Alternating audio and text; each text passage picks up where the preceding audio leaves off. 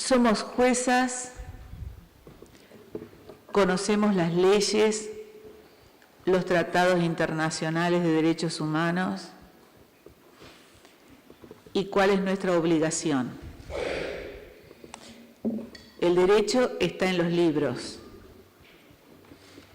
pero lo que la vida reclama en este momento no está escrito en ninguna parte.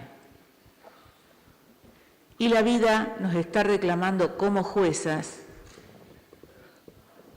una mayor actividad. No translation.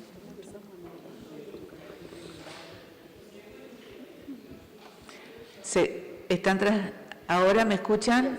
Yes. Somos juezas, conocemos las leyes y nuestras obligaciones. El derecho está escrito, está en los libros, pero la vida nos está reclamando otra cosa, ir más allá de la ley escrita. Nos está reclamando un mayor compromiso. Todas sabemos lo que está pasando en el mundo y lo que pasa en cada uno de nuestros países.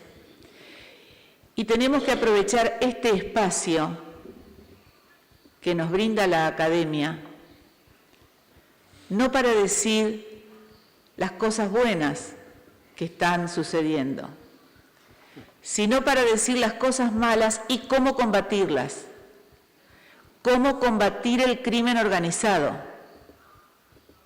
cómo combatir el tráfico de órganos, que hasta ahora hemos escuchado pocos datos, cómo combatir la prostitución infantil, el tráfico de niños, cómo podemos hacerlos. Tenemos que buscar soluciones dentro de la ley universal, buscar soluciones para proteger la dignidad y la vida de miles de seres humanos. Como juezas, más allá de la retórica o la parte teórica, necesitamos ser más proactivas. Es una breve reflexión que quería compartir con ustedes. Gracias. Helen. Good afternoon. I want to just make one or two comments. I want to say that in Africa, Nigeria was the first country to pass the Trafficking in Persons Prohibition Enforcement and Administration Act. In fact, most African countries copied word for word what Nigeria did. And I just want to say something about an aspect of the delivery by one of the participants, I think from, but no, the first three here, about one victim whose property was sold by the person who had trafficked him. And there must be a provision in the law for restitution to victims. If your country doesn't have that type of provision, I think the women judges can make a paper to ensure that there's a provision for restitution. In the Nigerian law, there's a trust fund where the victim is compensated from the proceeds of the accused person. Where the accused person is convicted, the property is taken as proceeds of crime and used to compensate the victim. I think we should do more work on this issue of restitution for the victims. Then the second point I want to make is, as women judges, someone made that point also in one of the papers, we need guardians for recovered victims of sex trafficking and these young children. Even if we can't come into it ourselves, we can liaise with the lawyers and have like a transit house or a way of monitoring them so that they don't fall into the same trap again. And when they have us as high as we are in our different countries to look up to, it will embolden them, it will encourage them not to fall again into the same trap. I think we could set up such ideas in our own countries that would help in this regard. And then there was an issue about a baby factory in Nigeria. Yes, it's something that is common, not common, let me not use the word common. We are aware of it, the government is aware of it, but as you close one, another one springs up because of the poverty in the land. The young girls are taken and are used as surrogate mothers for illegal adoptions. So I hope the law enforcement would continue to do their best to stem this tide. Those are just my humble comments. Gracias, Helen. Me impresiona, me preocupa, me interpela este tema de la fábrica de niños. Hacer niños para dar en adopción a los extranjeros. Este es uno de los grandes temas que nos debe preocupar. Y ahora tiene la palabra Priscila Israel de Botswana. Priscila. Thank you very much. What I wanted to ask or maybe comment on is the issue of Stockholm Syndrome, that as judges and prosecutors in various countries, how do you deal with cases where victims have suffered the Stockholm Syndrome? Because basically then it means that you don't have a victim. Sometimes they'll believe that if there is no victim, then you have to close the matter, you can't prosecute. But I believe that even if there is no victim, we can go on prosecuting. So this is one area that I want us to discuss on, especially more so that the Stockholm Syndrome does not affect only the women. Even children who are trafficked to seas to go and fish, they can suffer Stockholm Syndrome, looking at the fact that at home they suffer, and then when they're at sea, there is no abuse of verbal abuses and stuff like that. So maybe they find solace at the sea rather than being at home. So I think it's one issue that we have to look into. Thank you.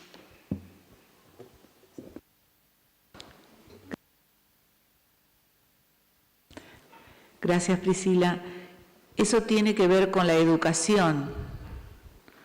La educación de los niños que reiteradamente en los distintos discursos de cada una de las que hablaron se puso de manifiesto. La importancia de la educación para la igualdad, pero también la capacitación de los operadores judiciales. La capacitación es una valiosa herramienta de crecimiento individual, pero también de fortalecimiento institucional del Poder Judicial y garantía para los ciudadanos. Ahora tiene la palabra la honorable jueza Binta Nyako, que se va a referir brevemente a la fábrica de niños en Nigeria. Binta.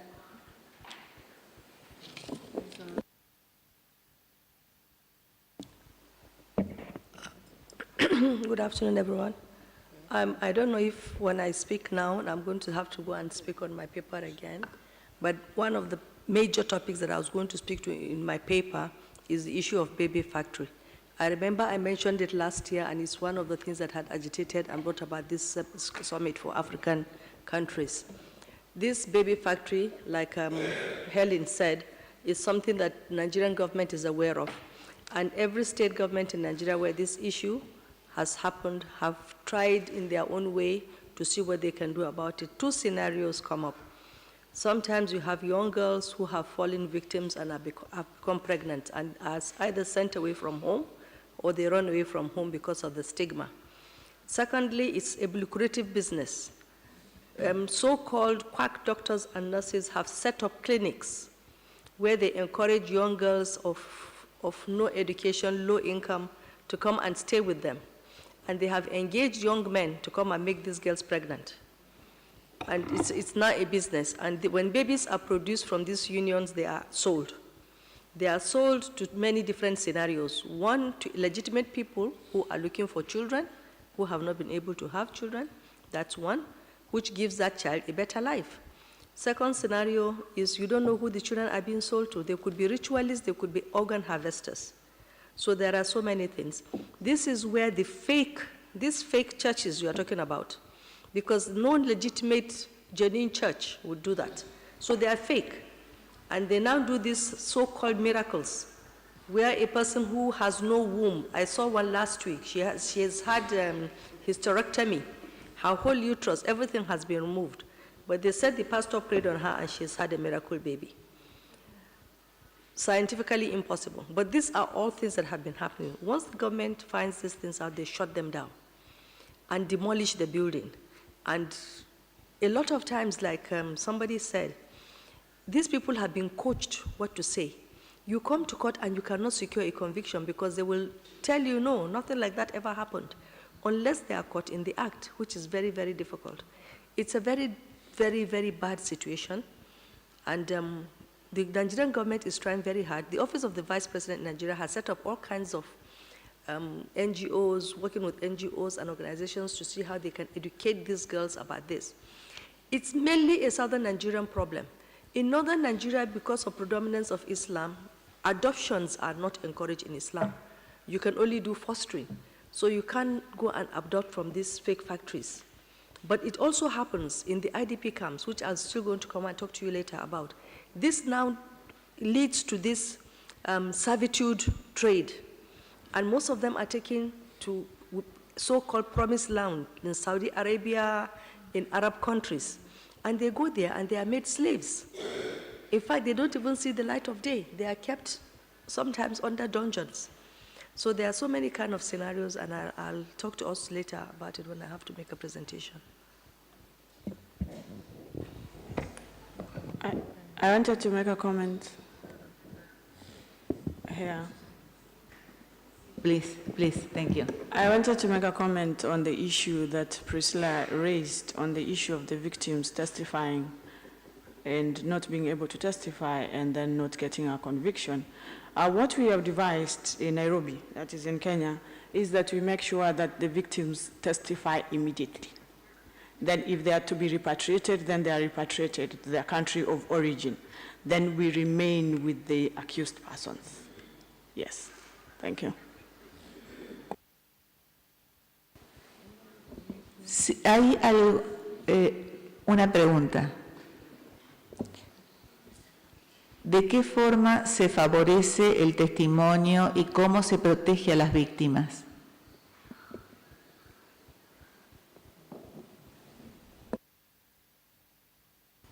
Yes, the question is on how we can help the victims and how we can protect the accused persons.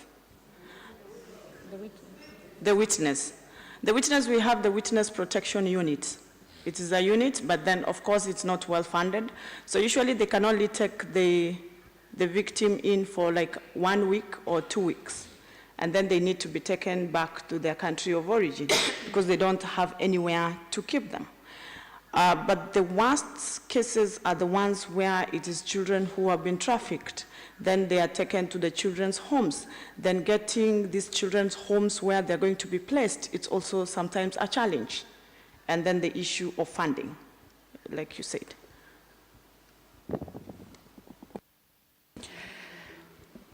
¿Alguna jueza quiere compartir su conocimiento y su experiencia sobre el tráfico de órganos?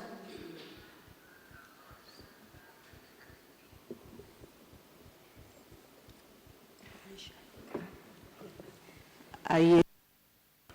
So organ trafficking is a big problem in Pakistan, particularly the sale of kidneys. Because of the poverty, a lot of people are willing to sell their kidneys, and there are instances of being coerced. We do have a law on it, but it's very difficult to get convictions under that law. Firstly, because it does not make the consumer liable. Secondly, poor prosecution and poor investigation in the matter. But in this regard, the courts have played an important role. We have a very active court because we're constitutional court, so generally our Supreme Court takes suo motu notice of such cases. And recently on organ transplantation, they have taken suo motu notice. One, it resulted in the Organ Transplantation Act of 2010.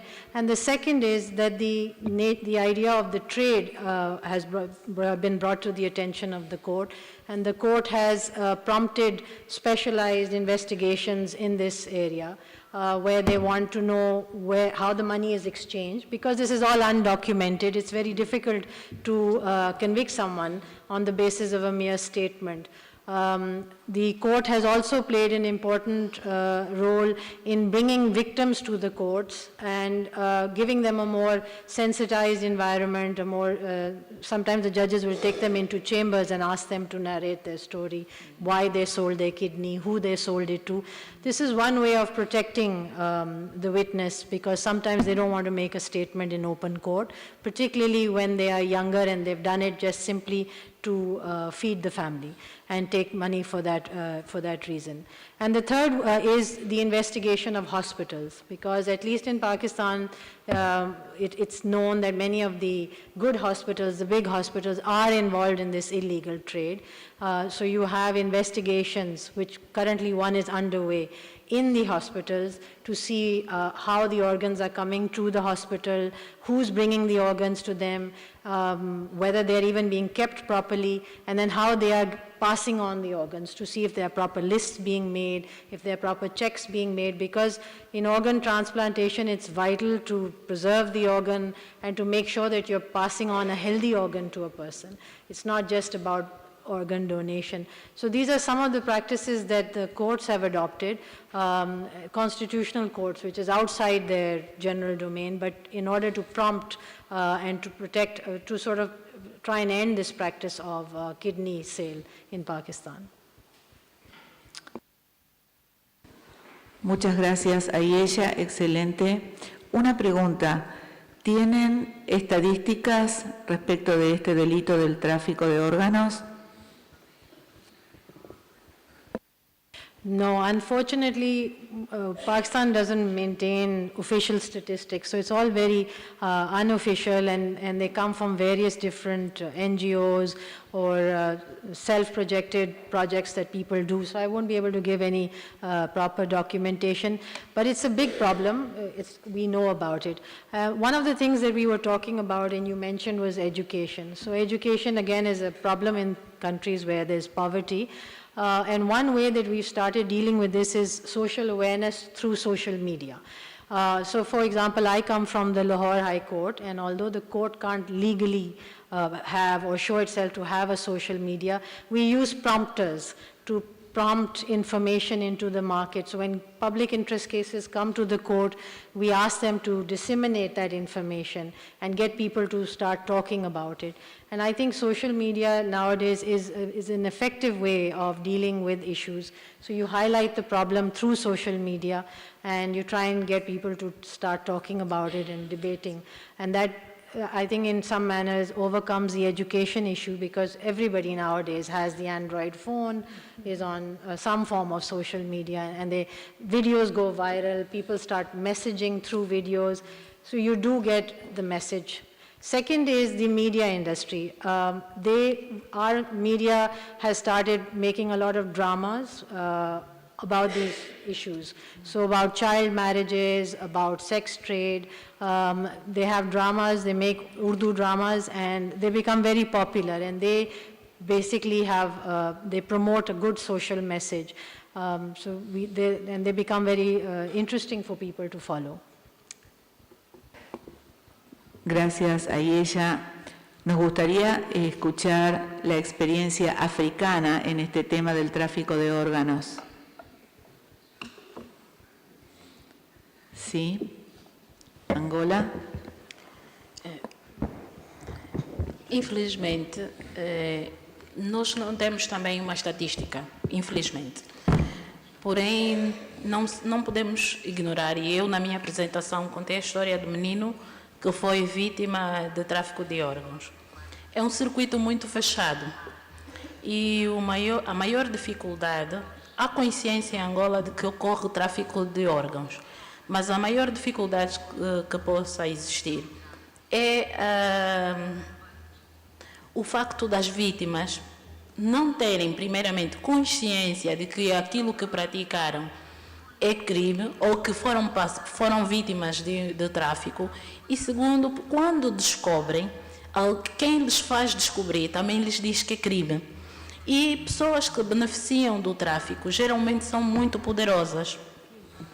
O caso que eu disse aqui do menino, uma pessoa que pode abordar a outra e oferecer um valor acima de $10.000 por um rim, é uma pessoa que tem posses e algumas influências. Mesmo que não as tenha, a pessoa que foi vítima acha que tem, porque olha para a pessoa, avalia o tipo de carro que tem, a maneira como o abordou e a possibilidade de o levar para o estrangeiro e voltar, e não tem coragem de ir abordá-lo e dizer, afinal, não me disseste que aquela situação poderia me levar a essas consequências.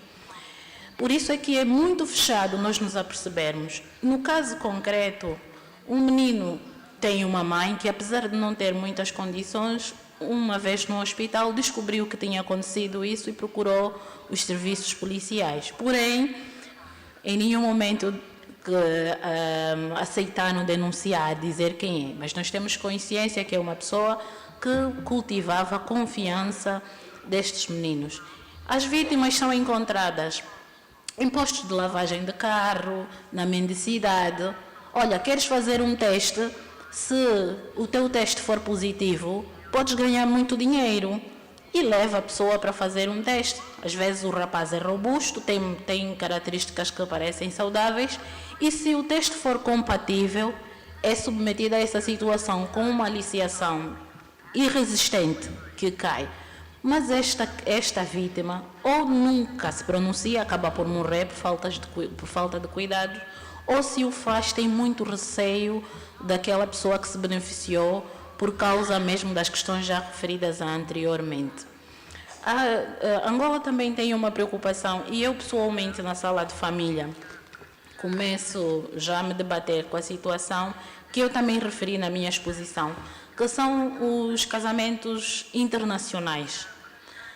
Uma pessoa de uma outra nacionalidade está no país, pretende adquirir a nacionalidade, celebra um casamento com uma residente, parece uma questão de amor, parece um relacionamento normal, mas eventualmente lá atrás, com uma armação muito grande, aquela mulher já foi submetida a alguns exames, ou se teve acesso aos exames que ela tenha feito, e viram compatibilidade em termos de saúde para o futuro, o tráfico.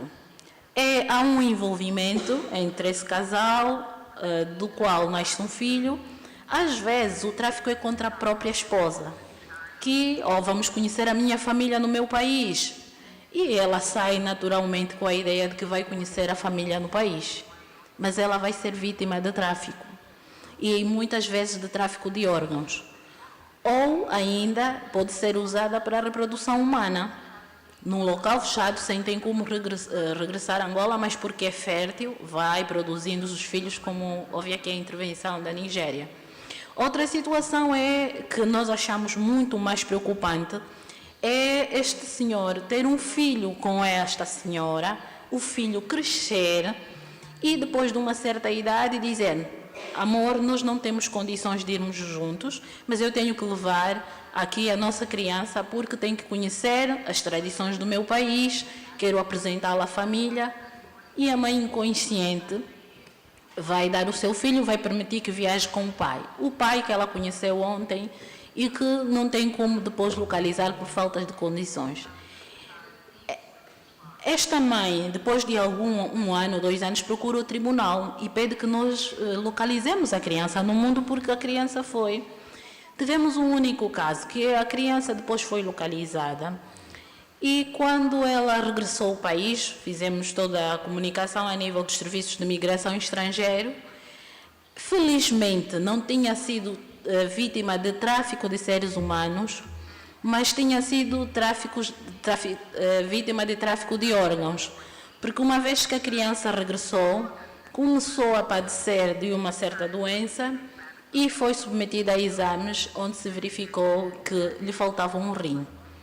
Uma investigação mais profunda e descobrimos que o pai da criança tinha sido usado não, era na verdade uma ponte para se adquirir um órgão de um grande magnata, que tinha compatibilidade com ele próprio, mas como ele não podia ser a vítima da cirurgia, e comprometeu-se em 2 anos produzir uma criança que, se viesse com a compatibilidade que era necessária para a intervenção, então seria submetida a esta. E, claro, na tenra idade, o órgão funciona de melhor maneira, não há influências de álcool nem outras doenças. Então, a experiência de Angola, estamos a trabalhar nisso, é referente a estes casos que não muito divulgados pelas características que já aqui supracitei, porém que existe, que nós não podemos ignorar. Aproveitando que estou com a palavra, gostaria também de perguntar à colega de Cabo Verde, porque falou de um serviço de observatório, onde algumas instituições estão envolvidas na questão do controle do tráfico nas suas várias formas.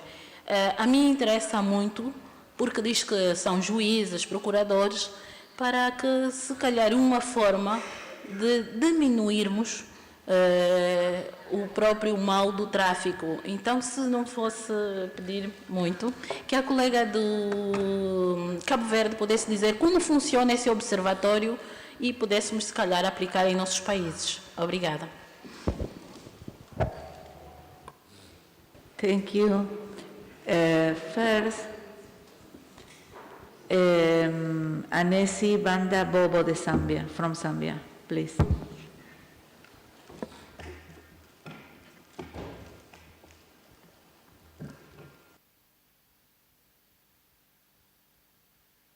Tiene la palabra Anesi from Zambia.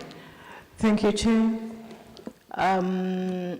To speak a bit on the issue of organ harvesting, in my part of the country, I think the difficulty the issue comes in not so much as organ harvesting for purposes of human trafficking, but it's for ritual purposes.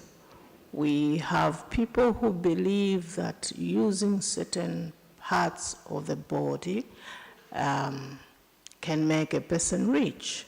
So you have witch doctors, so-called witch doctors. The main victims have been albinos. I think this is an issue not only in Zambia, I think in Tanzania and Malawi. A lot of people who are albinos have been killed for purposes of African medicine so that people can get rich. So yes, we have the Anti-Body Harvesting Act, but really they don't harvest them for purposes of organ transplants or anything, but for medicines. So most of the time, this is a case that would be dealt with under the penal code, because you cannot prove that they wanted to harvest their organs for taking them outside, but merely for people to start to use them for making medicine for people to become rich. Right now, we have a case that is ongoing as a criminal matter where some people were caught having killed about 5 people, and they removed their organs specifically for ritual purposes. But like I said, the matter is still ongoing. They still have to prove whether it was for purposes of harvesting those organs for medication or for some other purpose. I thought I should comment on that. Thank you, Chair. Thank you, Anesi. En mi opinión, esa extracción de órganos bajo el pretexto de una medicina ritual o hechicera, esconde un comercio de órganos. Le hacen creer a la víctima que es para darle la vida eterna, cuando en realidad ese órgano hay que ver a dónde va. Tiene la palabra Helen de Nigeria.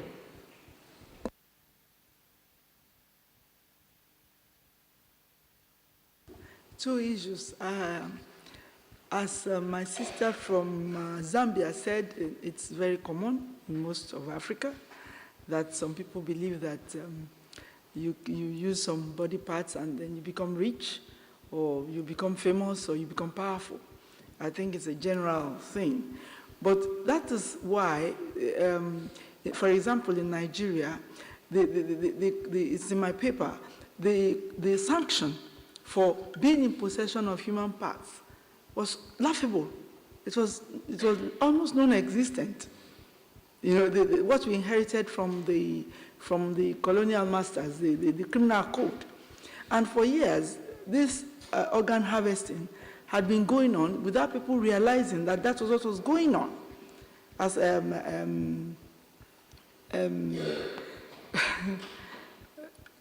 she said, we didn't realize, most people didn't realize that it was actually organ harvesting and sale that was going on. Everybody still believed that it was human sacrifice, ritual killing, and all that.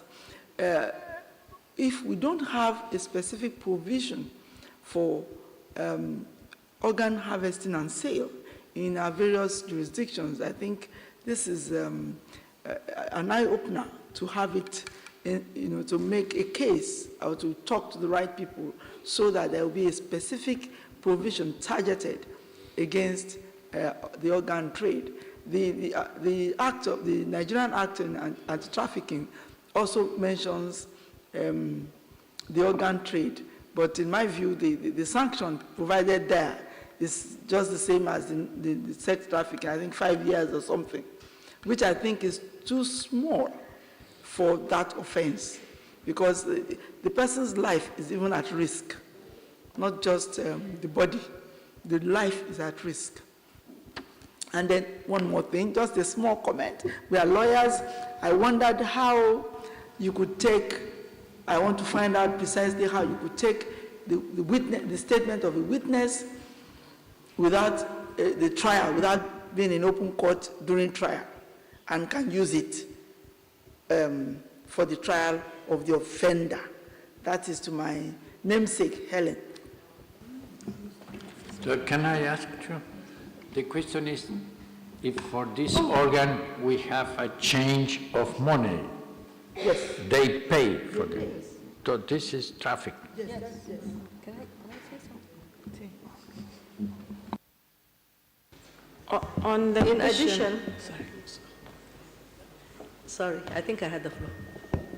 In addition to what my sister Helen said, there is a new trend that is being evolving in Nigeria which has no statistics. Some nationals of foreign countries come to Nigeria, engage Nigerian staff, and then this Nigerian staff keep on disappearing, and they are just getting missing and lost. And recently, a lot of maybe carcasses and skulls and things are being found in forests and the rest. And unofficially, it is reported that they are harvesting human parts and human flesh and sending back to their own countries. This is a new trend, a new development in human trafficking. And of course, now this leads to murder, because it's not just harvesting of a particular organ or anything. It's actually killing a person, dismembering him, and we don't know what for. I don't want to say it's for cannibalism, but it also could be for organ trades. It could also be for I don't know, rituals. So this is another trend that has just been unofficially been reported, so there is no statistics. Thank you, Judge Helen, for the question. Judge wants to understand how we proceed with the hearing of the victim before the trial. What happens is that Once the person takes plea, they are brought to court. Then we set up the hearing, either immediately or the day after, continuously, till all the victims testify. Then we can give an adjournment. I think now that is clear. Good.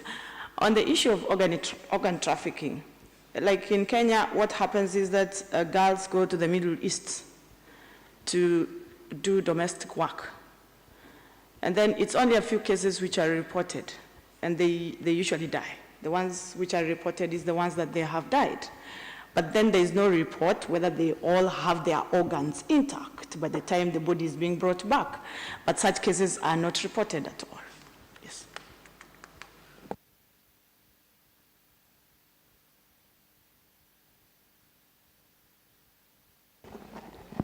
Thank you and good afternoon. I just wish to take up from my sister from Zambia and Nigeria on the issue of organ trafficking.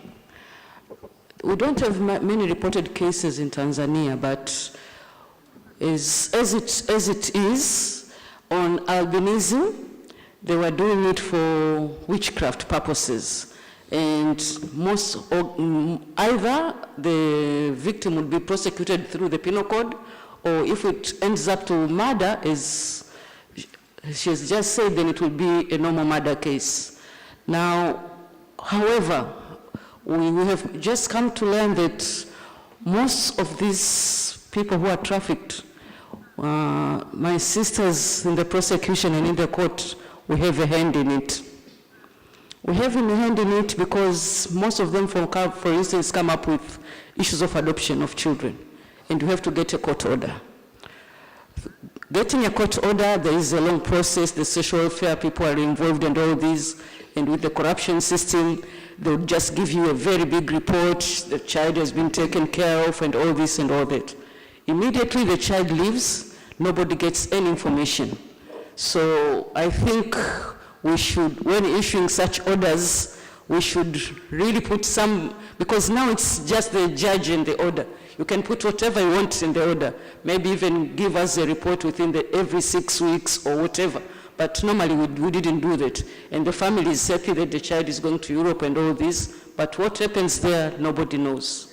So at least this is it's an eye-opening to the people in the bench who are issuing these orders to be very careful and not to assist these traffickers in making a success of the crime. Thank you. Thank you.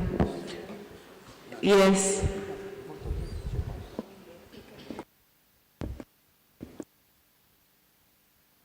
Yes. Okay, thank you very much. On the issue of rituals, Botswana, like I said, we did not have the law before, but we benchmarked with the Ugandan Act on women trafficking. And then we realized that because it has somewhere under the exploitation, it has indicated rituals and human sacrifice. Because with rituals or human sacrifice, whatever the organs that are being taken, at the end of the day, the trafficker is going to gain money, whether it's a traditional doctor, because when he's doing these rituals, he is paid for that with those organs. And whether they are being taken for transplant or for rituals, there is a financial gain. And for me, it qualifies as trafficking. So that's why we had to amend our act under exploitation and included rituals and human sacrifice. And then the other issue, before we had the law, there was a very sad story that we had. There was a fugitive who was sentenced to 18 years imprisonment for other offenses. And then he escaped from prison. And then when he escaped, we extradited him. So he escaped to Kenya. So in Kenya, and then he went to South Africa. So when we extradited him before the judge, he explained that the reason why he escaped is because he wanted to go and buy a kidney from Kenya because it's cheaper in the black market. Because most of these are the rich people that are able to buy these kidneys. Because he was even bragging about it that, you know, you give us this HIV medication that affects our kidney. So what do you expect us to do? It's for us to go and buy kidneys from black market. And he was carrying a kidney. This was the time that before our judges understood about women trafficking, because otherwise from that, we could have started or instigated an investigation. But because there was no law pertaining to women trafficking, we did not do anything. But I will encourage countries that have not included exploitation on, women sacrifice and rituals on the exploitation, definition of exploitation, to do so, because it's trafficking, nothing else. Because we cannot prosecute under the penal code, it's trafficking. Thank you.